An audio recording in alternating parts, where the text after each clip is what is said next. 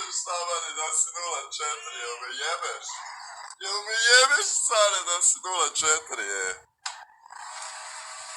Jel me jebeš, brate moje? Ovo je motivational, bez zajebancije. A možda se sprda Sabadi, jer je troller lik. Može nas sprda bez sprni ljudi, jer troller je ozbiljan burazer. Ali ako se ne sprdaš, svaka čast, Sare. Neka, Sabadi, svaka čast. Svaka čast, brave moj, samo gazi je. Rijetko si vidi tako, uspješnog. Možeš slobodno reći klinca, realno.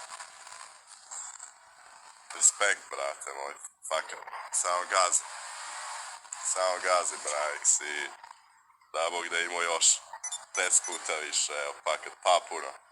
Ima danas pun kurac tako mladih, uspješnih, što su napravili neki biznis ili nešto na internetu. Da, tu sam, bro. Idemo mi to kraftat slobodno. Kaže Viki, šta reći ovom liku, to nije normalno. Jednostavno, buraz, ne znam kako bi ti uopće opisao to, ali ne možeš se zahvaliti čovjeku riječima, znači, ne znam šta bi rekao, kužiš. Šta je vama, brate? Šta vam je? Izubijaš nas ljudi. Jeste vi naš, niste? Jesmo. Baš teško je, brale. Da, ne znam, nemam pojma. Ja isto ne znam šta reći, brate, moj fakat. Ja isto ne znam šta bi rekao, evo.